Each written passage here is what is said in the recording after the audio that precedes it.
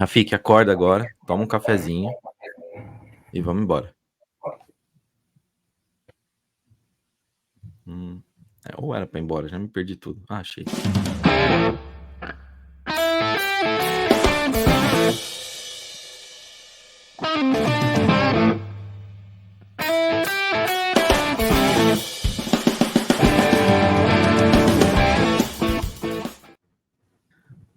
Bom dia, boa tarde, boa noite para vocês que estão chegando agora. Meu nome é Felipe Clemente e está começando mais um episódio desse já consagrado podcast do Theo Getsoni, o Zonecast. Estamos nesta quarta-feira de cinzas, eu com essa cara de Jimmy Neutron e com essa voz de merda para gravar o podcast que sairá hoje mesmo ainda. É muito louco isso, eu acho que a gente nunca fez isso na história desse podcast, gravar o podcast no mesmo dia que sai. Mas enfim, vai ser divertido. O Rafik está com cara de sono, com cara de quem curtiu muito o carnaval. Então, a gente fez besteira, né? A gente trouxe o Rafik antes e depois do carnaval. A gente fez errado. Devia ter feito outra data, mas tudo bem. Temos o Luquiba aqui, que já foi passar com o Popoldo. Então, bom dia, Luquiba. Você tá bem? Você tá no mudo, gato. Bom dia, Clê, Rafik, quem nos escuta.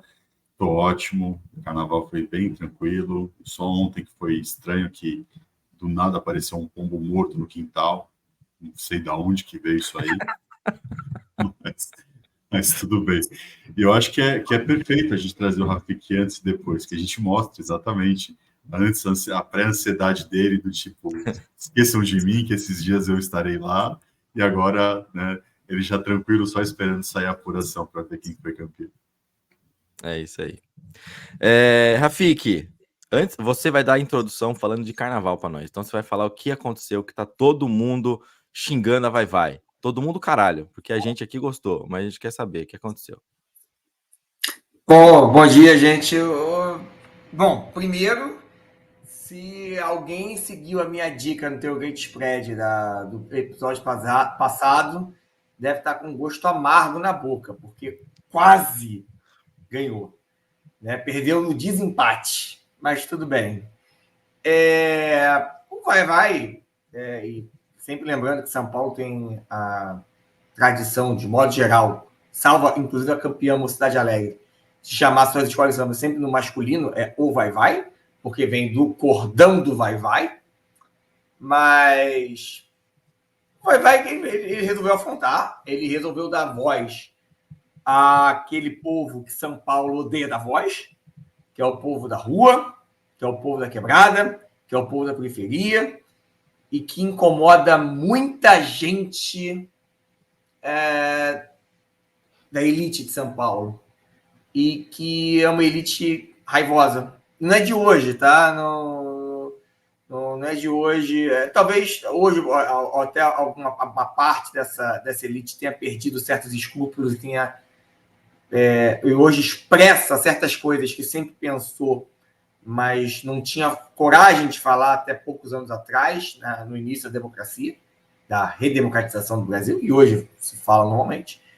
E quando São Paulo vê o povo do hip hop, vê a estátua do Borba Gato sendo queimada em sentido figurado, fica fula e quer descontar a raiva em alguém, e aí acha que isso se resolve na pancada e em punições simplesmente porque quebraram as regras não escritas. É isso. E apenas mostra que essa parte não aceita a democracia, por mais que diga que seja democrática. E a democracia você escuta todo mundo. Depois se vota para saber quem ganha e quem perde. E mais engraçado, em São Paulo essa parte ganha eleição sim, outra eleição também. E não obstante, os caras ainda não concordam e querem usar a força do Estado contra quem vai em relação à visão deles. O que aconteceu foi isso. Meus parabéns ao Cisne França, que teve a coragem, é o único carnavalesco de São Paulo que tem a coragem de afrontar e bater de frente, de incomodar, de ser disruptivo e de arriscar um carnaval que se resolve no cartão resposta, na tabelinha do manual do jogador, que é uma coisa que me irrita profundamente. Eu acho que eu já falei aqui isso no podcast passado, mas que bom que o Rio segue uma outra linha de julgamento totalmente diferente, e é por isso que eu estudo muito mais os julgamentos do Rio que de São Paulo, não que eu não estude de São Paulo, mas eu estudo muito mais do Rio de Janeiro, porque aqui realmente se julga, né, e não se vê cara crachá, né? E meus parabéns ao de França, e minha torcida para que ele mantenha a linha, porque agora ele está numa escola que tem a coragem de bater de frente da mesma forma que ele sempre quis. Eu acho que Cisne França vai é um casamento que tem tudo para dar certo e dar muito certo. Gente que vai mal entrou no grupo especial de volta e quase bateu nas campeãs de novo. É isso, não é só porque o Cisne foi meu professor na pós-graduação, mas é um cara sensacional. E com todo respeito, tá voltando para o lugar onde nunca deveria ter saído. Não tenho a menor dúvida disso. É porque aqui o podcast não é de carnaval, eu não queria me alongar quanto a isso. Mas eu falo isso desde quando ela caiu. Você imagina a Portela e Mangueira caindo no Rio de Janeiro, é a mesma coisa. É inadmissível que tenham deixado o vai cair, e o pior de tudo, ela caiu num desfile que era para disputar título. Aliás, todo ano em São Paulo tem isso. Cai um desfile aclamado. Esse ano foi Tom Maior. Zoado, né? Mas enfim. Não tinha como não falar de carnaval no podcast logo após o carnaval, né? Mas é isso. Como sempre, antes, porque a gente tem muito assunto para falar ainda, não se esqueçam de seguir a gente nas redes sociais, Tailgate Zone no Instagram e no Facebook, Tailgate Zone _BR no Twitter, e esse Tailgate Zone aí no TikTok também, que em breve vocês verão o Rafik dançando por lá. Como eu não canso de falar, esse podcast pode ser visto pelo Spotify, porque o Spotify tem vídeo, mas, entretanto, todavia, porém, vocês também vocês podem visualizar a gente no YouTube. Então, entra lá no nosso canal, Tailgate Zone BR, inscreva-se no canal, deixa um comentário nesse podcast, dá o joinha também e ativa o sininho para você não perder nada do que a gente fizer por aqui. É isso. Voltamos aqui para nós e vamos puxar agora os pontos da semana que tem assunto Paraná. Corta, chuta, para primeira Antes de mais nada, né, Luquiba, nós temos que pontuar aqui que tivemos o Super Bowl, como a gente comentou no outro episódio, e o Chiefs ganhou novamente. É o terceiro título de Patrick Mahomes, é o primeiro título consecutivo de um time desde os Patriots, mas eu esqueci o ano agora. Mas é desde os Patriots. Faz 20 anos isso aí, né? Acho que foi logo no começo ali de 2001, 2002, naquela geração lá que o Patriots conseguiu 2 títulos seguidos. E também o primeiro de 3 títulos em 5 anos, também, que o Patriots conseguiu fazer. Então, é uma dinastia. A gente sempre falava que isso ia acontecer. Está sendo criada uma dinastia, com certeza. O jogo foi interessante. Na verdade, o primeiro tempo foi muito ruim, né, Luquiba? Foi bem fraco mesmo o primeiro tempo. Acho que terminou 10-3, alguma coisa assim. Chiefs não estava jogando bem. As piadinhas de recebedor dropar tava maravilhosa. A linha ofensiva também estava segurando pressão. Chase Young e o Bosa pressionando o Mahomes à torta e à direita. Mas depois tivemos um segundo tempo muito bom, com o Chiefs pontuando, com o Fernandes pontuando, com o jogo empatando, indo para a prorrogação. E aí tivemos uma prorrogação que todo mundo ficou de queixo caído. Por quê? Porque o Chiefs não estava nem preocupado com o relógio. Estava todo mundo, até na transmissão nacional aqui, falando: meu Deus, como assim? Não está preocupado com o tempo. E aí a primeira coisa que tem que ser dita: nas novas regras, os dois times terão direito a uma posse de bola. Então, assim, foda-se o tempo. Ele está garantido, independente do tempo. É isso. Luquiba, o que você achou do jogo? Bom, eu não concordo, Clay, quando você fala que foi ruim, porque assim, eu acho que foi um jogo de defesas. Eu não acho que um jogo de defesas necessariamente é ruim na NFL. A gente está acostumado com aqueles tiroteios de Chiefs e Bills de 40, 30 e tantos, mas eu achei que foi um jogo muito bom taticamente. Eu achei que a defesa do Niners funcionou muito bem, conseguiram dobrar a marcação no Kelce, que era o esperado de fazer. Você tira o Kelce da equação, o Mahomes iria ter muita dificuldade. Então, foi uma defesa que conseguiu segurar bem o jogo corrido. O Mahomes não tinha opção porque o Kelce estava marcado, então foi um jogo perfeito a nível taticamente para o Niners. Mas a gente sabia que eles não iam aguentar esse ritmo o jogo inteiro. Uma hora ia cansar, uma hora ia aparecer, né, o Kelce com o Mahomes, e aí teve até aquela briga ali do sideline do Kelce no Andy Reid, que partiu para cima falando, porra, me dá a bola, eu quero jogar também. Então, eu acho que o Chiefs conseguiu fazer aquele ajuste, o que a gente também já sabia o que ia acontecer. Andy Reid lá também não ia deixar isso passar batido, e aí foi um jogo aberto, os dois times tiveram claras chances de ganhar, e eu acho que foi aí questão de detalhe. Aí o nosso querido Eric até chegou a mandar isso no nosso grupo, perguntando, não seria melhor começar com não com a posse de bola na prorrogação, com essas novas regras? Eu entendo os dois lados. Eu entendo quem defenda que você tem que começar com a bola, eu entendo quem defenda que é mais vantajoso você não começar com a bola por conta de você ter essa garantia de segunda posse e já saber o que você vai precisar. Eu acho que naquele momento específico, o Niners tinha vindo de uma campanha complicada a nível da defesa, né, que o Chiefs conseguiu empatar o jogo da prorrogação, então eu achei que foi inteligente de você querer descansar a sua defesa para tentar, a gente tenta um field goal e depois consegue segurar do jeito que a nossa defesa estava segurando o jogo inteiro. Acabou não dando certo, mas faz parte isso do esporte. E o Shanahan amarelando mais uma vez. A gente adora ver isso, né? Sim, Parece que esse sim. cara aí...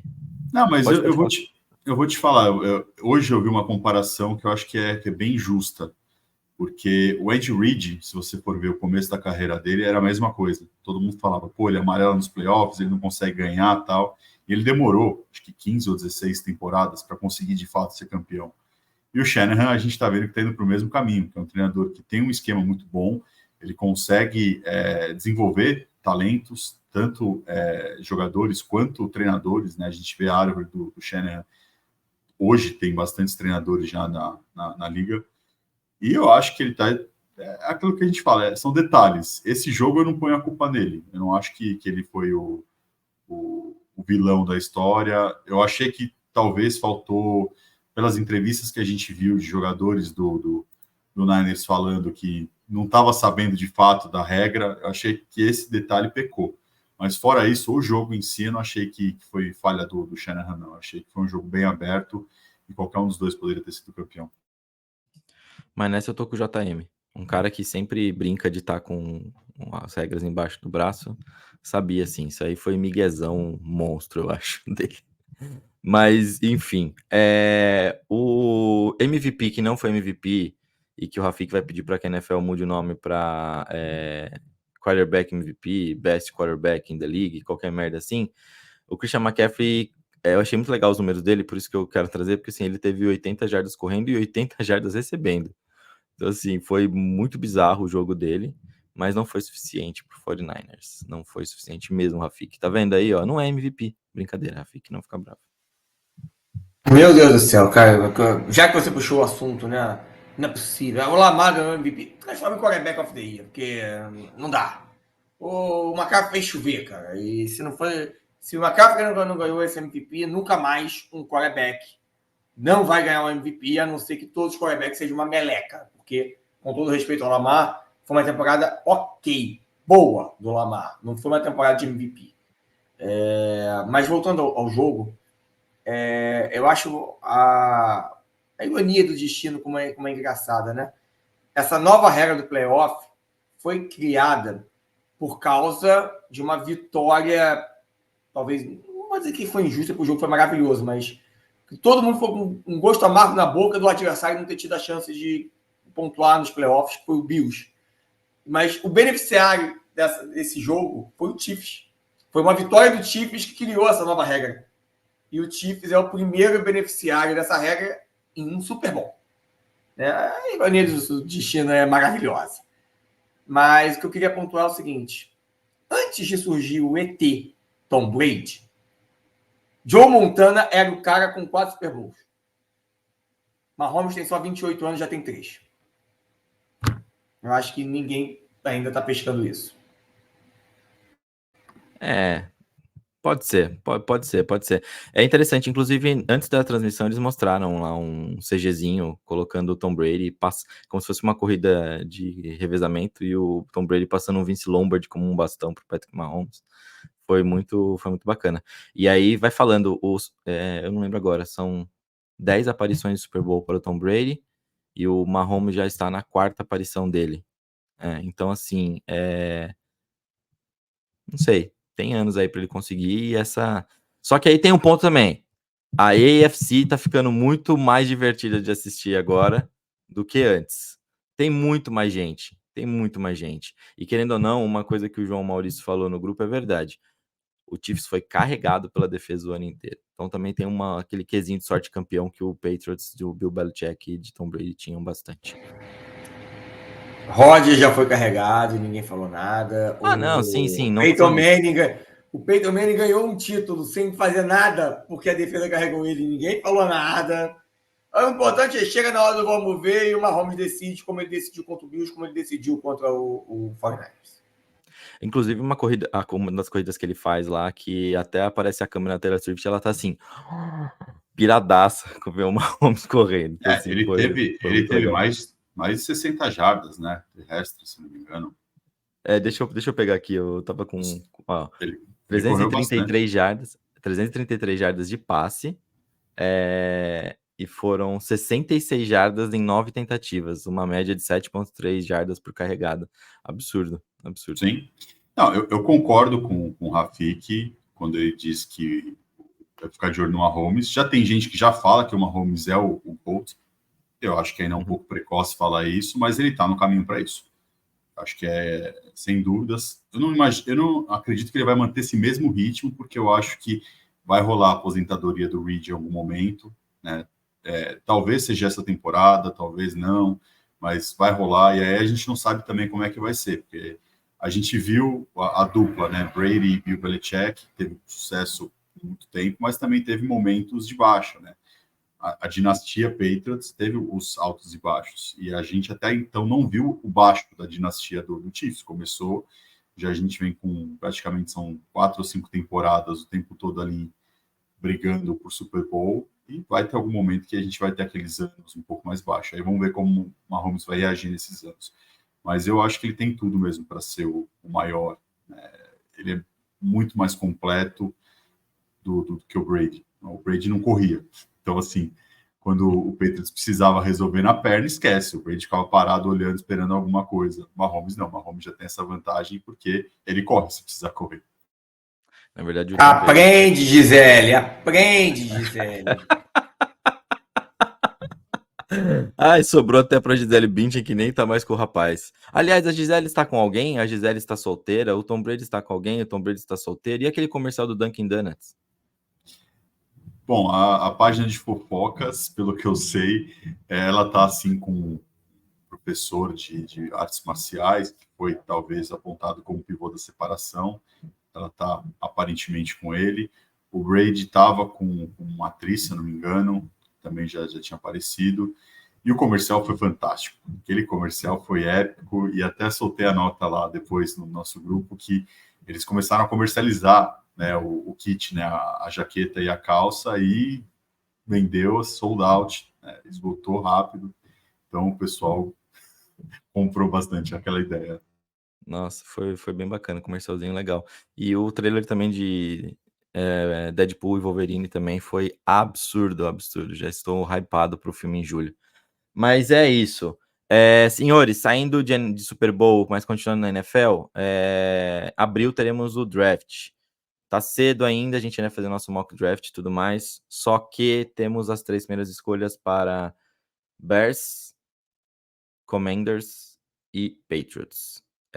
O que será feito nessas 3 primeiras escolhas? Quem será o primeiro escolhido da porra toda? Teremos Caleb Williams no Bears, teremos Marvin Harrison Jr. no Bears, teremos Marvin Harrison Jr. sobrando em outro lugar que não as 3 primeiras escolhas, teremos um wide receiver entre as 3 primeiras escolhas, isso é incrível. E aí, Luquiba, só a visão, depois o Rafik. Eu acho que nesse momento é difícil a gente cravar qualquer coisa, porque não tem as trocas definidas. A gente não sabe se o Bears de fato vai usar a escolha, se ele não vai, se vai trocar, se o Commanders vai dar um trade up, se o Patriots vai dar um trade down, a gente ainda não está muito bem definido, né? Eu acho que primeiro eles vão começar a analisar o mercado de free agents para ver o que de repente eles podem conseguir ali e aí definir a estratégia de draft. Se fosse hoje, eu imagino que o Bears ia sim escolher o Caleb Williams, e aí para mim a dúvida seria o Commanders, porque eu não acho que o May é um fit ali para o time, né? Apesar de ser o segundo melhor quarterback da classe, eu não vejo ele sendo um fit no Commanders, mas como é que você vai deixar de passar um talento desse? Então, são várias dúvidas nesse sentido. Mas eu não acho, nesse cenário, que o Marvin Harrison vai aparecer na top 3. Se manter a escolha, eu imagino que vão ser 3 quarterbacks, mesmo não achando que são 3 quarterbacks os melhores disponíveis para você draftar. Também eu já vi alguns mock drafts mais engraçados, colocando que o Bears não vai trocar a escolha e não vai draftar o Caleb Williams e nem o Marvin, uma coisa que eu acho que é absurda. Estão falando que eles iriam de Joe Alt, né, que é o baita talento. Offensive tackle. Exatamente. Do Notre Dame, cara, porra.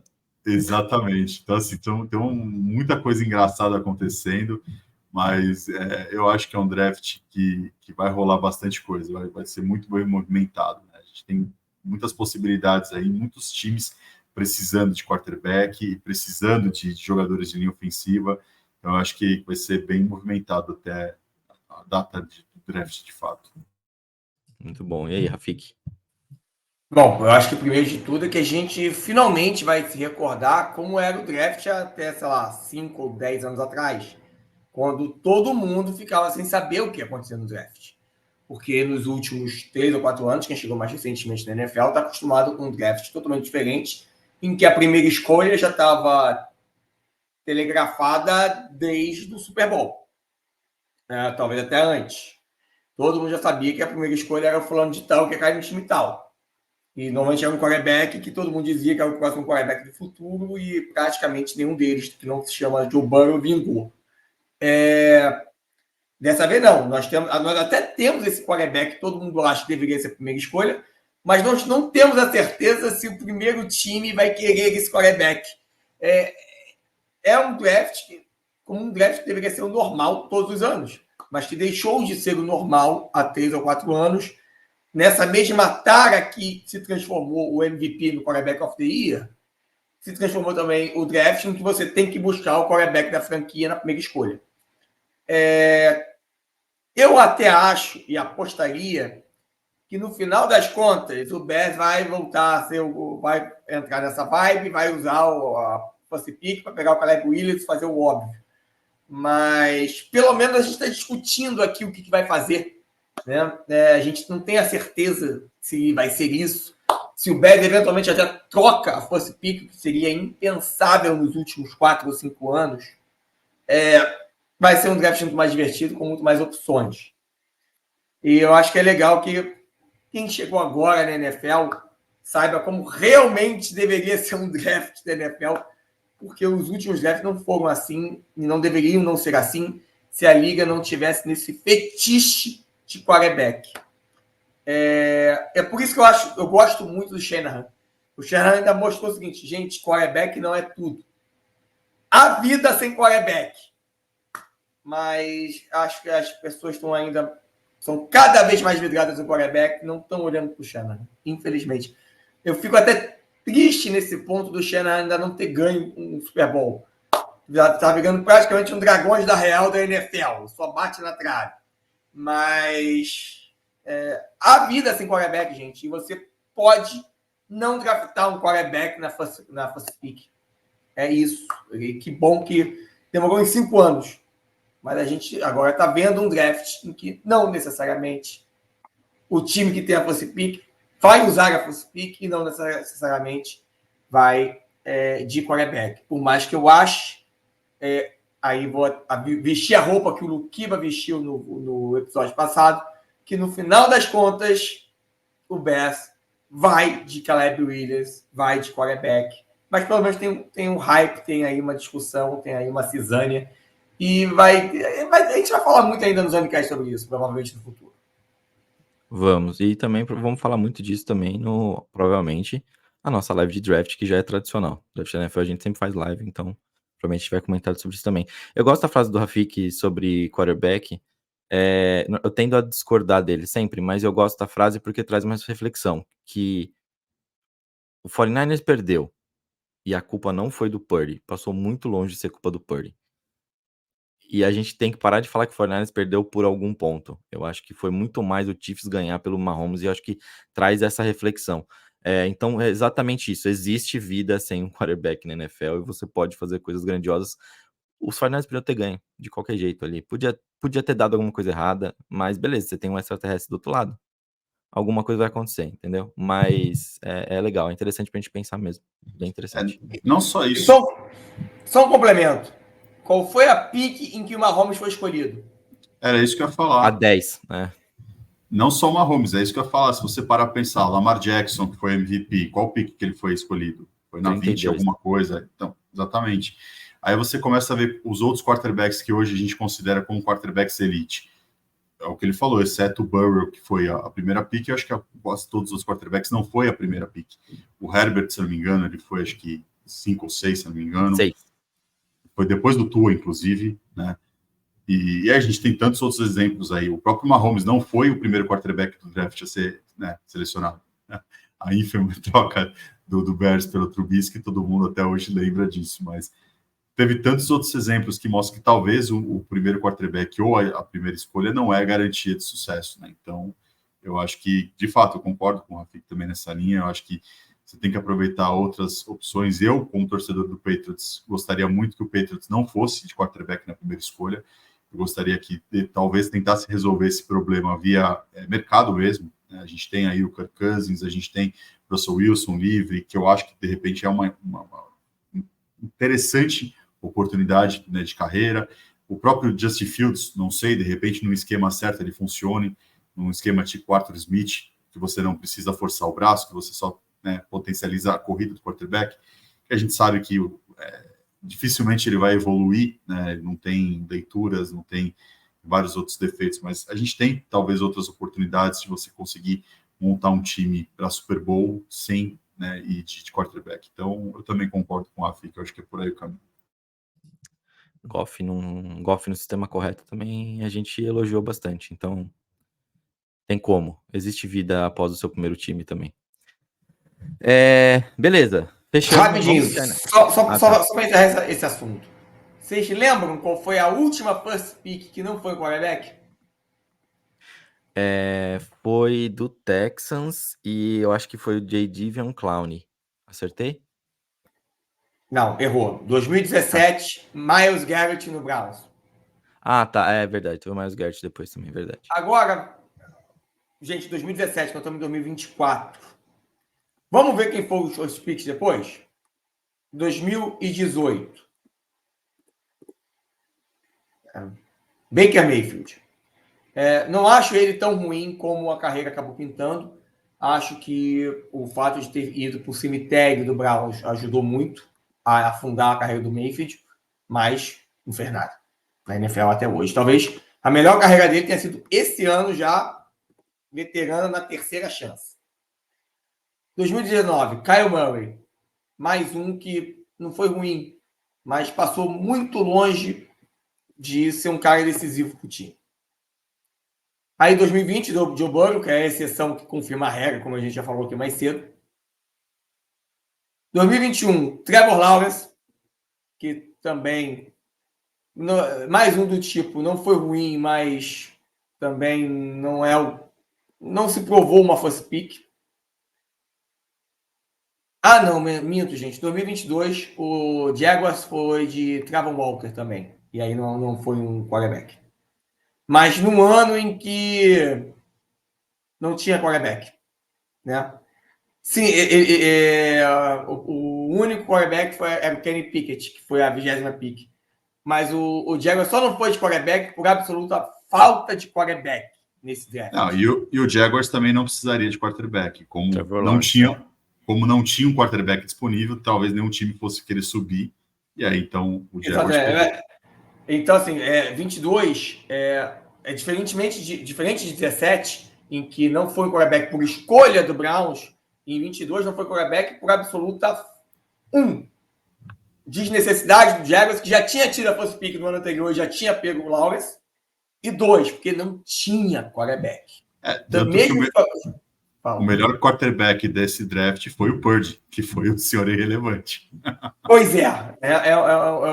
Foi um ano muito ruim. Mas se tivesse um quarterback minimamente bom, provavelmente algum time ia ter pago mundos e fundos por pegar essa first pick do Jaguars e seria um quarterback.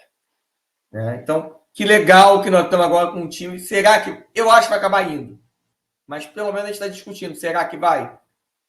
Porque em 22, a gente... Aliás, em 22 já era certeza que não ia ser um quarterback, mas simplesmente porque não havia não havia o maior quarterback de todos os tempos no último ano. Só isso. Padrão. Mas beleza, saindo daqui, vamos para um ponto que o Rafik trouxe no podcast semana passada, o pré-olímpico de basquete feminino. O Brasil perdeu os 3 jogos, o Brasil foi eliminado, foi triste. Tivemos problemas de arbitragem no primeiro e no segundo jogo, dos tipos vergonhosos, onde até o marcador foi colocado errado, a torcida avisou, a narração avisou, todo mundo falou sobre o placar errado, mas a mesa cagou e andou, e aquilo abalou psicologicamente a nossa seleção. Foi feio, foi triste, estamos fora de Paris, mas essa geração é boa. Essa geração é muito boa, apesar dos pesares, né, Rafik? Eu acho que primeiro... obviamente foi um erro grotesco da arbitragem. Acho que não tem que discutir aqui. Eu não sei se, isso fez diferença no jogo. Eu acho que não. E 2, a torcida avisou, a narração avisou, todo mundo avisou. E a única pessoa que não reparou isso foi o Banco do Brasil, que deveria ter reparado. Veja, um erro desse terminou o jogo. A comissão técnica tem que pegar a capitã do time e jogar direto na mesa para fazer o recurso. Porque você tem 15 minutos para fazer esse recurso. Se você reparou um erro grotesco como uma cesta de 2, que foi marcada como 2 pela arbitragem, claramente, não houve qualquer dúvida, foi marcado como 2, e a mesa marca como 3, e se você acha que isso te prejudicou, você precisa entrar com recurso em 15 minutos. Pega uma folha de papel qualquer, pede para a capitã escrever o recurso e assinar. Onde estava a capitã do Brasil? O vestiário trocando de roupa. Não estou botando a culpa na Erika, não. A Erika tinha que jogar. Ela não tinha que estar prestando atenção nisso. Eu estou botando a culpa no técnico, que deveria pegar a Erika pelo braço e dizer que deveria pegar a Erika. E quando eu coloco o técnico, não é só o técnico, é toda a comissão técnica, porque tudo bem, o Neto também não reparou, e o Neto poderia estar muito preocupado com a tática do jogo e não reparar isso. Mas você tem assistente técnico, fisioterapeuta, você tem uma pancada de gente no banco para fazer isso. Não é possível que ninguém tenha reparado que uma cesta de 2 foi marcada como 3. Onde estava a Comissão Técnica do Brasil? Onde estava o delegado do Brasil? Onde estava, sei lá, o presidente da Confederação Brasileira de Basquete, caso estivesse no ginásio? E eu acredito que deveria estar no ginásio, porque ele é de Belém. Não, a capitã... Aí quando alguém descobriu isso e foi pegar a Érica no braço para entrar com recurso, os 15 minutos já tinham passado, e obviamente a delegada da Federação Internacional já tinha se escondido no banheiro, porque ela não queria passar esse vexame. Então, assim, se nem a comissão técnica presta atenção no jogo, as jogadoras ficam perdidas em quadra. Realmente, E o Brasil jogou muito bem os 3 jogos. E perdeu no detalhe os 3. Será que é culpa das jogadoras? Ou é culpa de uma comissão também que não soube comandar essas jogadoras nos minutos finais, já que nós perdemos os 3 jogos nos minutos finais? Contra a Austrália, a gente estava ganhando faltando 3 minutos. Um pouquinho antes dessa sexta. Depois, contra a Sérvia, foi um jogo pau a pau que nós perdemos nos minutos finais. E vou mais além. contra a Sérvia, a gente já estava nos minutos finais sabendo que saldo de pontos era importante. Perder de 2 pontos daria um trabalho muito menor depois no dia seguinte contra a Alemanha do que perder de 6. Cadê a comissão técnica para alertar isso ao time e dizer, time, com calma, vamos tentar ganhar esse jogo, mas não vamos fazer maluquice. É melhor segurar uma derrota de 2 pontos do que uma derrota de 6, de 8 pontos. Porque quanto menos a gente perder aqui, menos a gente tem que ganhar da Alemanha amanhã. Não, ninguém avisou isso ao time. O time foi desesperado atrás da vitória e deixou a distância aumentar nos segundos finais. Resultado, nós fomos para o último jogo precisando ganhar de 8 pontos de diferença. Como se já não fosse fácil ganhar da Alemanha, nós ainda teríamos ganhar de 8 pontos de diferença, porque a comissão técnica dormiu no final do jogo contra a Sérvia. E aí, no jogo contra a Alemanha, um jogo que talvez a gente tivesse ganho se a gente estivesse buscando uma vitória simples, o time, aí sim, com razão, se desesperou para ganhar de 8 pontos, porque tinha que ganhar de 8 pontos, não adiantaria ganhar de menos, e nesse desespero para tentar ganhar de 8 pontos, acabou perdendo o jogo. Cadê a comissão técnica? Não tenho nada contra o Zé Neto, pelo contrário, eu elogio o trabalho dele no Flamengo. Mas em Belém, ele ficou no Rio de Janeiro. Porque ele não foi para Belém. Então, é complicado, assim. Eu abraço esse ponto. É a primeira vez que eu vou abraçar e vou criticar um técnico da seleção. Tenho que abraçar esse ponto mesmo. A gente até conversou lá no grupo, o Fernandão também comentou isso. Mas eu acho que também falta, apesar da Erika estar lá, faltou uma referência também para elas. Talvez, me parece. Mas dito isso, Camila e Damires fizeram um baita pré-olímpico. Um baita pré-olímpico. As duas foram cestinha do time nos 3 jogos. Acho que só contra a Alemanha que a Tainá Paixão também teve uma boa pontuação. Mas as duas foram fundamentais em todo o jogo. Assim, e é bem o que a Fico falou, foi tudo jogo muito apertado, perdendo bem no final. Então eu acho que às vezes também faltou uma referência lá. A Erika me parece uma pessoa desinteressada já. É óbvio, ela falou que seria a última dança dela e tudo mais. Mas no PAN ela me parecia aquela pessoa com garra absurda. Uma garra absurda. A entrevista que ela deu até pra gente, falando de buscar a vaga olímpica e tudo mais, parecia com uma garra absurda. Eu não senti essa garra absurda e essa preocupação dela no pré-olímpico. Posso estar falando aqui de qualquer jeito e não ser bem isso que ela sentiu, mas eu sinto que falta isso também, falta uma referência. Falta uma referência lá dentro de quadro. Mas apoio todas as críticas ao Zé Neto aí na seleção, como o Rafik tá falando. Luquiba, o que tu acha? Bom, eu discordo, desculpa, mas eu discordo do Fernandão. Eu não acho que o problema das duas seleções, né, tanto masculino quanto feminino, seja comissão técnica. Gosto bastante do trabalho dos dois, né, tanto do Gustavinho quanto do Zé Neto. Concordo com o Rafik que naquele jogo específico, sim, foi uma falha da comissão técnica, mas eu concordo também quando ele disse que isso não foi o fator da derrota, né. Eu acho que o Brasil, não acho que isso abalou a seleção brasileira, não acho que isso foi motivo de ter perdido. Ele perdeu porque jogou com um adversário que era superior, e quando você não é perfeito, você vai perder esses jogos mesmo, isso acontece, é do esporte. Eu acho que, apesar de muitas pessoas terem expectativa de que o Brasil deveria estar em Paris com essa seleção, eu acho que essa é uma seleção para Los Angeles, não para Paris. Então, para mim, eu achava que a gente não era favorito para essa vaga, eu achava que era um tiro longo, né? Da mesma forma que a gente fala isso do masculino, eu acho que essa geração é uma geração que pode dar muitos frutos, mas a partir de Los Angeles. Então, assim, foi frustrante por ser em casa?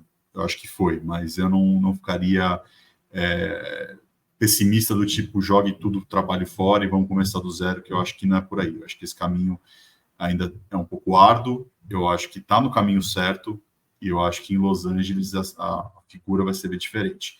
Eu entendo também quando você fala de referência, porque é uma transição. A gente tem uma leva de jogadores que estão chegando e a gente tem uma leva que estão se aposentando. E aí é difícil nessas duas levas surgir alguma liderança mais forte. Mas eu não acho que foi isso. Eu acho que foram os 3 jogos muito bem disputados. A gente poderia ter ganho os 3 jogos, como a gente poderia ter, de fato, perder os 3 jogos. Eu acho que questão de detalhes, jogo a jogo, se você for analisar friamente os jogos, você vai ver que detalhes mesmo que fez o Brasil perder. Mas eu estaria bem otimista com o trabalho do Zé Neto. Eu acho que a gente tem que pensar em Los Angeles, não em Paris. E só para ficar aí também registrado o ponto, o pré-olímpico masculino começa em julho, vai de 2 a 7 de julho, e o Brasil tem seu grupo Camarões e Montenegro. O problema é que se fosse só Camarões e Montenegro, tá beleza. O problema é que são 2 grupos que se fundem depois para uma vaga. E no outro grupo tem a Espanha, se eu não me engano. Não, é pior. No outro grupo nós temos Geórgia, Filipinas e Letônia. A Letônia que já bateu na gente na Copa do Mundo, que foi quem acabou tirando a gente da vaga do pré-olímpico, da vaga olímpica.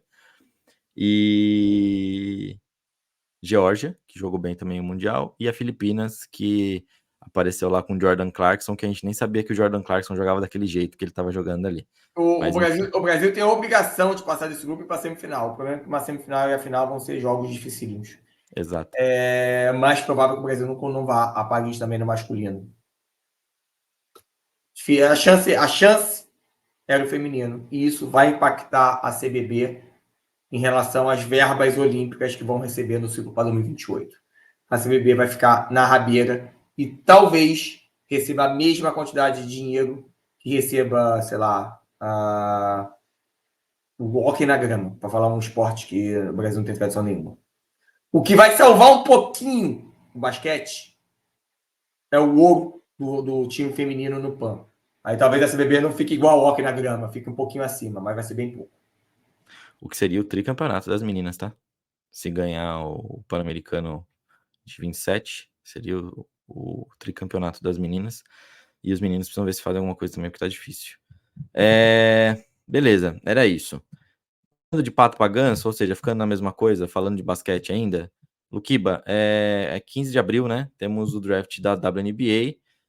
E aí eu queria já trazer rapidamente aqui um mock draft, o que está aparecendo para as 5 primeiras escolhas. E eu gostaria de um comentário seu. Primeira escolha está sendo a Caitlin Clark. Calma. Tá. Antes, vale refrescar que teve uma troca, né, desde o nosso último Zonecast para cá, sim, teve uma outra troca. Isso impactou bastante, que até falei no último mock, que para mim teria uma surpresa, mas teve essa troca. Então, só deixar isso bem claro. Pode falar o seu mock. Então, tá bom. Na primeira escolha, o Fever, pegando Caitlin Clark. Na segunda escolha, Los Angeles Sparks, pegando a Cameron Brink. Terceira escolha, que essa para mim eu acho bem duvidosa, vamos dizer assim. Phoenix Mercury pegando a Paige Bueckers. É isso que eu acabei de falar. Não é mais isso. Que não é mais isso. Exatamente. E quarta escolha, que também não é o que eu vou falar aqui, é outra. Tá Seattle Storm pegando a Camila Cardoso. Essa quarta escolha é do Sparks. Então deve ser isso mesmo. Infelizmente, o Sparks terá a nossa Camilona. E eu perdi a troca aqui do Phoenix. Então você vai ter que falar aí aqui. Tá, a troca foi o Chicago Sky, ele subiu, ele mandou pro Phoenix a Kalia Cooper e a Morgan Brett. Em troca, ele recebeu a Oney Ware, a Brianna Turner, 2 escolhas de primeira rodada, a escolha de segunda rodada de 2025 e o direito de trocar uma escolha de segunda rodada em 2026. Então, foi a primeira de 24, a primeira de 26, essas 2 escolhas. Então, essa escolha número 3 agora não é mais do Phoenix, é do Chicago Sky. Por isso que eu acho que isso mudou um pouco a dinâmica do que vai acontecer. Talvez mude até a quarta escolha. Sim. Uma Camilona lá em Chicago também seria legal. Quem ia ficar contente era o Henriqueta, que vai poder ver a Camilona. Eu tenho dúvidas no seguinte. Eu acho que a Caitlin Clark é a única escolha que é a garantia. A gente sabe que não tem como Indiana passar ela. E a gente vai ter um do Clark-Boston, que vai ser fantástico lá em Indiana. E da Miris também, Indiana. Se eu fosse você, eu estaria bem empolgado com esse time. A número 2, aí já começa as dúvidas, né? Porque você falou da Cameron Brink, eu não tenho certeza que o Lakers vai... O Lakers não. Calma, torcedores. É de lá, é da mesma ralé ali. É de Los Angeles ali, então tá tudo no mesmo saco ali. Eu não acho que o time de Los Angeles vai atrás da Cameron Brink, porque se você for atrás da Cameron Brink na 2, você não tem por que ir na Camila na 4. Eu acho que são jogadores, apesar da Cameron Brink jogar de 4 e de 5, a Camila jogar mais de 5, mas eu acho que não faz muito sentido você draftar tanto na 2 quanto na 4 jogadores de posições similares. Então eu imagino que o Los Angeles vai atrás de algum point guard, de algum shooting guard, alguma coisa diferente. Eu apostaria que talvez a gente veja a Paige Bueckers saindo nessa escolha. E aí eu acho que aí sim a Cameron Brink caia no colo de Chicago. Por isso que eu acho que Chicago já pegou essa escolha, porque na pior das hipóteses você tem a Camila. Na pior das hipóteses você tem a Camila. E na melhor das hipóteses você tem, né, a Cameron Brink. Então eu acho que no meu mock seria isso. Seria a Clark, a Bueckers, a Brink, a Camilone em 4. E aí em 5 sobraria para Dallas a Ricky Jackson. E aí a Yala Edwards, que eu já estava cravando que seria a escolha número 3 para Phoenix, que eu acho que faria mais sentido, pelo fato de ter a Cameron Brink disponível, né? Eu acho que aí por isso que ela cairia para 6, mas naquela configuração antiga, para mim, ela sairia na 3, e aí sim eu colocaria a Camilona no Dallas, né? Que eu até falei de Los Angeles, mas pensei depois, eu achei que naquela configuração ela iria sobrar para Dallas. Agora eu acho que ela vai subir uma posição aí no draft e vai ir para Los Angeles. É isso. Se quiserem ver minha felicidade com a Caitlin Clark caindo pro Caitlin Clark, é difícil. É meio trava-língua o nome dela. Quiserem ver minha felicidade durante o draft da WNBA, a gente faz uma live também. A gente vê como a gente faz isso. 15 de abril. Beleza. Continuando ainda com o basquetezinho. 2 informações de NBA. A primeira, Spencer Dinwiddie está no Lakers agora. Então chegou um reforço para o Papai LeBron. Eu gosto muito desse reforço. Eu acho que dentre todas as trocas que aconteceram, tudo que aconteceu, esse foi o que deu mais certo, porque ele foi buyout, né? Então ele foi tirado lá do time e agora ele foi contratado pelo Lakers. Então eu gosto muito dessa contratação, eu gosto muito dele. Sim, Rafik. Não, termina a sua fala, é só para eu saber. Você saber tá. que eu vou falar o final. Beleza. Então tem essa do Spencer Dinwiddie, boa. Depois deixo o Luquiba comentar também o que ele acha, se isso acrescenta ou não pro Lakers. E a segunda informação, que é a mais legal de todas, a primeira jersey aposentada pelo Orlando Magic, Shaquille O'Neal, a número 32, agora estará estendida no Amway Center. É Amway ainda? É Amway ainda, né? Não é mais Amway. Qual que é o nome agora? Da Kia Center. Kia Center. Boa. Então, maravilhoso. Teremos ali o cheque. E o Magic perdeu nesse jogo, né? Obviamente. Vai lá, Rafik. Só voltando e conectando os dois assuntos que nós acabamos de discutir. Quantas jogadoras brasileiras, a partir da temporada que vem, depois desse draft, vão estar na WNBA? 3. Tamires, Camilona e Stephanie. Metade do time titular. É. Desde Hortência, Paula e Janete, a gente não tinha isso. Tudo bem, Hortência e Paula nunca jogaram na WNBA, porque quando a WNBA começou a surgir, começou a dar dinheiro, Hortência e Paula já tinham virado o Cabo da Boa Esperança. Mas se elas quisessem, elas ainda teriam vaga na WNBA no final da carreira, junto com a Janete. Desde lá, o Brasil não tem 3 jogadoras jogando na melhor liga do mundo de basquete feminino. O que mostra o potencial dessa geração. Não, e assim, tem potencial para mais jogadoras, viu? Tem mais jogadores da seleção que eu acho que tem potencial de WNBA. É que elas ganham mais se elas forem para a Europa. Por isso que eu disse que essa seleção é para Los Angeles, não é para Paris. Eu estou imaginando que já em Los Angeles já vai ter pelo menos aí 3 anos de WNBA para Camilona e assim por diante. Eu acho que já vai ter um time um pouquinho mais experiente. Por isso que a minha aposta é para lá. E Para não perder uma discussão que nós já travamos no grupo de WhatsApp algumas vezes, eu quero trazer para cá, talvez isso aqui valha até talvez um episódio inteiro do Zonecast, é impressionante como o nível do basquete feminino está horroroso.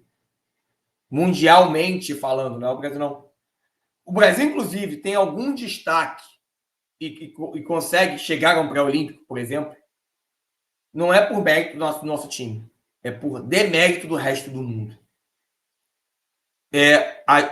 O desnível entre o nível do masculino e do feminino está cada vez mais gritante em um momento em que o esporte olímpico, o Comitê Olímpico Internacional, está pedindo cada vez mais paridade entre os gêneros. E o basquete é o único esporte que está cada vez mais jogando a sua parte feminina para debaixo do tapete. A diferença de dinheiro do basquete masculino para o basquete feminino é grotesca em um nível em que só o futebol chega perto.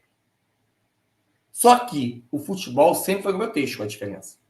E aos poucos, a própria FIFA está trabalhando para que essa diferença seja diminuída. É que o abismo era muito grande.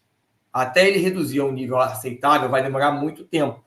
Mas o abismo já não é tão grande como era 5 ou 8 anos atrás. O basquete está indo no caminho oposto.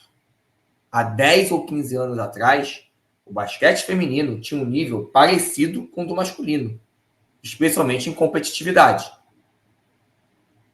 Dessa vez, é o contrário. A competitividade do feminino está indo por ralo. No basquete, a coisa é tão feia que uma geração belga apenas boa é como se mais ou mal ou bem a belga tivesse uma Hortência e uma Paula, está quase ganhando os Estados Unidos. Por 2 pontos não ganhou no pré-olímpico. O nível do basquete feminino está muito ruim. Depois, o basquete começa a perigar de sair dos Jogos Olímpicos daqui a, 4, 8 anos, ninguém vai saber o porquê. O negócio está ficando muito feio. E a Federação Internacional finge que não vê. Está trabalhando contra o basquete feminino e olhando só para o masculino. Até quando? Eu acho que a gente pode trazer mais para frente uma discussão, eu também acho que é cíclico um pouquinho, acho que é isso. A gente está numa entre-safra aí de armadoras muito ruim no basquete mundial, isso é verdade. E a gente está se apoiando só num jogo que a NBA já se apoiou no passado, que é o jogo de garrafão. Mas vai melhorar. Mas aí é uma coisa que a gente pode até discutir no Zonecast, até que ponto essa entre-safra é realmente uma entre-safra, ou se não é, já é um resultado dessa falta de olhar para o basquete feminino. Porque se eu sou uma adolescente alta em qualquer lugar do mundo, a não ser dos Estados Unidos, aliás, talvez até lá, e que eu tenho que escolher entre o vôlei e o basquete, e eu tenho potencial para os dois, eu vou escolher o vôlei, porque hoje a chance de eu ganhar dinheiro no vôlei feminino é muito maior do que no basquete feminino. Você tem 3 ou 4 ligas de vôlei feminino que pagam muito bem, obrigado. Inclusive a própria Superliga do Brasil não é uma liga muito ruim do ponto de vista salarial, até comparada à WNBA. Enquanto no basquete feminino,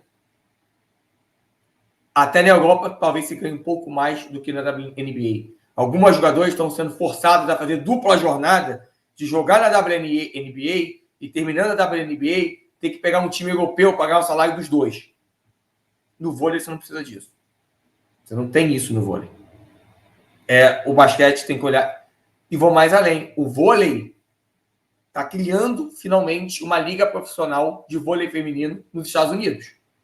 Depois de muitos anos. Se essa liga vingar, a diferença vai começar a ficar grotesca. E o basquete não está se ligando nisso. Não, mas isso é cíclico, vai mudar, tenho certeza. Até a gente tem a Paige Bueckers, que a gente acabou de falar, é uma boa. Caitlin Clark é uma boa. Jack Young também é uma das boas armadoras americanas que a gente tem. Então as coisas vão girar. E os salários estão aumentando também. E vai ter o All-Star Game, e vai ter um Ionesco contra Curry na bola de 3. Aí vocês vão ver o que é bom pra tosse. É isso. E a Ionesco vai ganhar essa caralho e eu vou fazer texto pra parabenizar a Ionesco. É isso. Amo aquela mulher. Deixa eu retomar aqui o nosso assunto de... Vai lá, Spencer Dinwiddie, Luquiba. Deadline, né, como foi. A gente imaginou que seria pouco movimentado, de fato foi pouco movimentada, nenhuma troca de estrelas que a gente podia imaginar. Teve a troca do Mavericks, eles de fato pegaram o PJ Washington, que foi uma das que eu até sugeri que poderia acontecer, né, que nosso Natanzinho ficou doido. Mas eu achei legal dessa troca que eles mandaram o Steph Curry pro Hornets. Então, assim, ele vai jogar na franquia onde o pai dele, né, se estabeleceu. Isso eu achei uma coisa bacana, né, de se pontuar. E foi uma troca que eles pegaram o PJ Washington e 2 escolhas de segunda rodada, mandaram Seth Curry, o Grant Williams e uma escolha de primeira rodada lá para Charlotte. Então foi uma troca boa para Charlotte. E fico curioso o caso também, né, do Grant Williams, que ganhou um contrato milionário aí na Free Agency, e em menos de um ano mandou embora. Rumores que tinha problema de vestiário ali, que ele não se dava bem ali com o nosso querido Bundondão ali. Então, eu acho que foi mais por Tesouro. mais por isso que rolou. Teve o seu Buddy Hield, né, que você cantou que também o Pacers ia mandar embora, mandou por escolha de segunda rodada, e alguns outros jogadores, né? Eu acho que uma troca tripla, se não me engano. Kurkumaz e o Marcus Morris, os dois vieram pro... Marcus? O Marcus Morris, o Markieff tá em outro lugar. Os dois e mais algumas escolhas de segunda rodada. Foi uma troca tripla, né? Foi o Sixers, o Pacers e o Spurs, se não me engano. Isso. Aí, outros assuntos McDermott também. É isso, McDermott. Aí teve o Gordon Hayward indo, né, pro OKC, que é um time que eu imaginei que não iria fazer muita coisa, mas acabou não pagando muito, né? Mandou o Bertans e mais outros 2 jogadores e 2 escolhas de segunda rodada pelo Gordon Hayward. Achei que foi uma troca fantástica para o OKC. O Hornets já apertou o botão de rebuild de novo, deu para perceber isso. Teve uma troca que acho que pouca gente comentou, mas que achei que também foi muito boa para o Knicks, que ele pegou o Bucks e o Bogdanovic e não queimou a escolha de primeira rodada. Então, o Knicks foi um time que conseguiu se reforçar bem sem gastar a escolha de primeira rodada. Ele mandou o Fournier por conta de questão salarial, mandou o Malak Flynn e mais outros 2 jogadores, escolha de segunda rodada. A escolha que você cantou do Dinwiddie foi o Schroeder indo, né, para o Nets, ele e o Ted Young, pelo o Dinwiddie para o Raptors, só que o Raptors já deu buyout nele. Então, basicamente, foi o salary dump, né, do Raptors nessa troca. A gente teve o Bucks pegando o Beverly, mandando o Cameron Payne em uma escolha de segunda rodada para o 76ers. Teve trocas de primeira rodada, isso que é uma coisa bem curiosa de acontecer. Foi uma troca que não envolveu jogadores, né? O Dallas pegou uma das escolhas de primeira rodadas do OKC, e o OKC recebeu uma escolha futura de primeira rodada do Dallas. Então, é curioso quando acontece isso, ainda longe do draft, né? E alguns outros movimentos pequenos que acho que não vale a pena a gente comentar. Cara, do Dinwiddie eu achei que foi ótimo para o Lakers, né? Eu imaginei que o Lakers iria fazer alguma coisa, não fez nenhuma troca, mas acabou, né, aproveitando o mercado de buyout. Temos outro nome também no mercado, acho que o Kyle Lowry, se não me engano, já assinou também, que foi outro que recebeu o buyout. E eu não sei, não lembro que time, não lembro se foi Filadélfia que ele já assinou, mas vale a pena ficar de olho aí também, né, nesse mercado agora que foi criado aí. Muito bom, muito bom. Senhores, podemos fechar aqui? Diquinha e encerrar esse podcast de Quarta-feira de Cinzas? Luquiba, conto com a sua colaboração.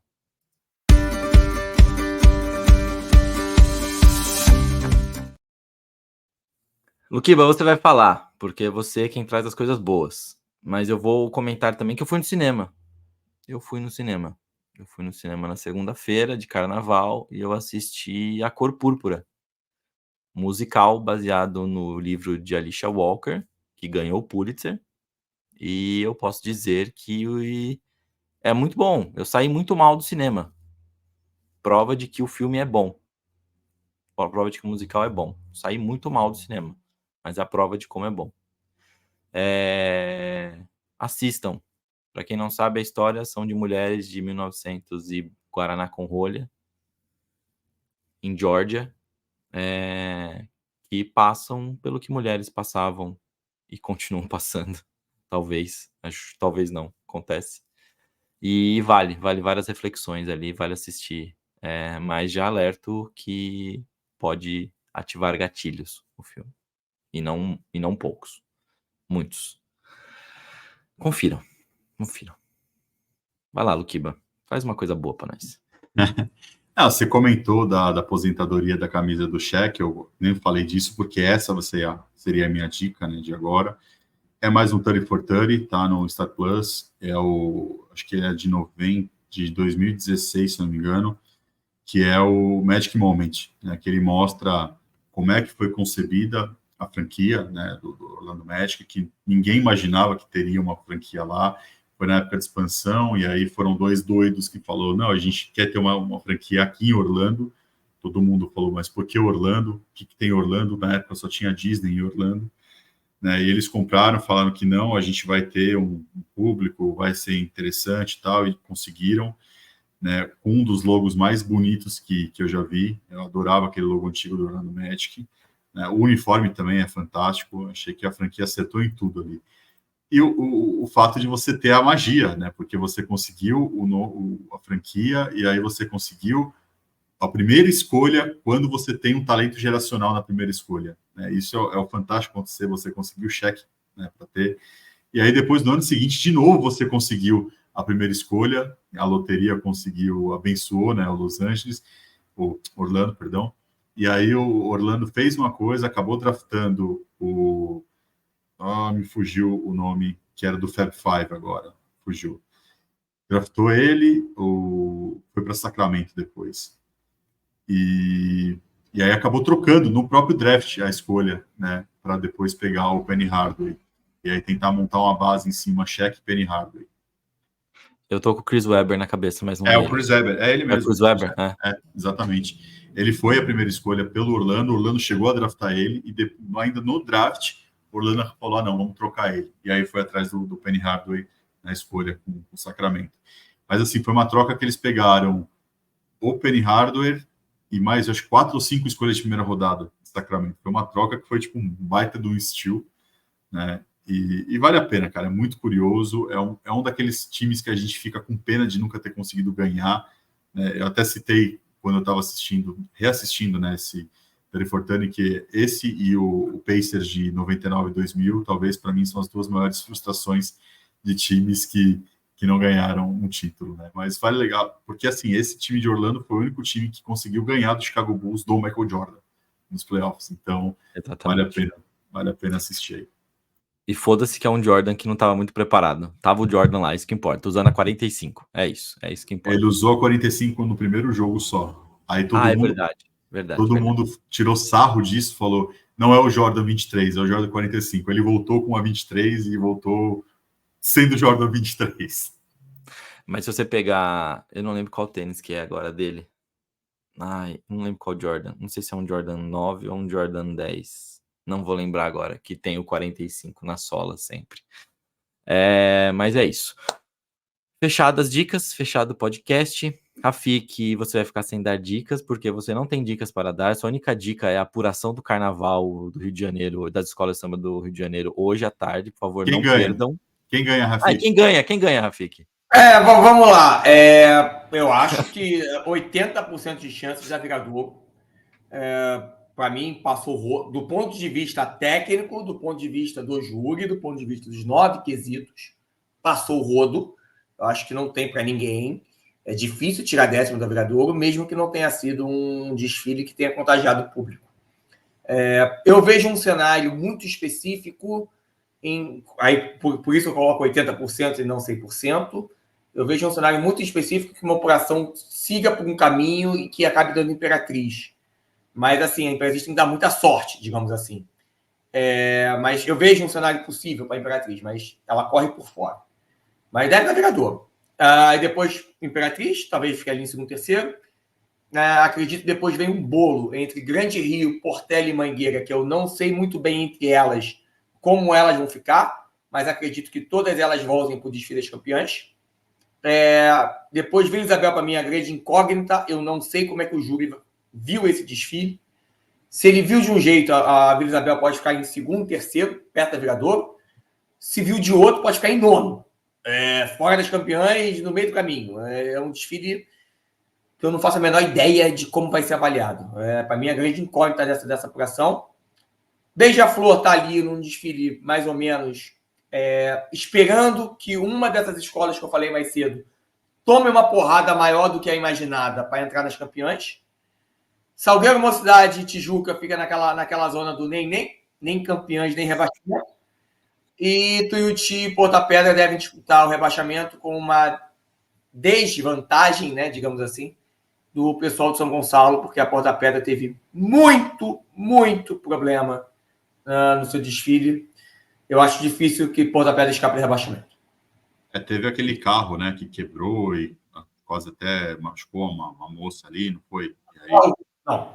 Isso aí foi só, digamos assim, a cereja do bolo de um desfile que abriu mais buraco do que a cratera da Lua, de um enredo que foi muito mal contado. Eu não sei o que aconteceu, porque tanto o carnavalesco como o enredista da Ponta Pedra são muito bons nisso. Eu não sei o que aconteceu. De uma comissão de frente que conseguiu desperdiçar R$1,5 milhão porque não fez nada. Fantasias de difícil leitura. Carros alegóricos duvidosos. Uma harmonia complicada e uma evolução tenebrosa que vai acabar afetando a harmonia no final, porque a escola começou a correr também com o samba para tentar acelerar a escola e a audição do samba não ficou legal. Foi um desfile desastroso. Eu só não cravo que a Ponta Pedra caiu porque o Tuiuti fez muita força para cair também. Então é que nem um Kangaskhan, que nem um Taurus que não evolui, né, Luque? Não teve evolução boa, então não evolui. Beleza, com essa piada ruim de Pokémon, foi muito bom estar com vocês, foi muito bom conversar com vocês. Aquele efusivo abraço e a gente se vê semana que vem para gravar mais um Zonecast totalmente fora de carnaval. Aí vamos só falar da minha ansiedade para I Wanna Be Tour, que agora chegamos nessa época do ano. Que agora só uma provocação final. Só uma provocação final. Quem estiver vendo o Zonecast... O Zonecast ainda fica no YouTube? Opa. Quem estiver vendo o Zonecast pelo YouTube vai ver que eu estou com a camisa da Rio Carnaval preta. Mas não tem nenhuma escola preta no Rio de Janeiro. A única é o São Clemente, mas que ela sempre usa o preto com o amarelo, nunca separado, nunca só preto. A escola do Tailgate, porra. A escola do Tailgate, São Clemente. Mas ela sempre usa o amarelo com preto, nunca só preto. E eu estou com essa camisa de carnaval preta, não é à toa, eu escolhi de propósito. Nós já falamos sobre isso aqui. Só digo isso. Rafik, então você fica com a minha camisa, Rafik. Vamos beber e fazer Let's drink and make bad choice. É isso aí, Luque. É isso aí. Beijos, pessoas. Tchau.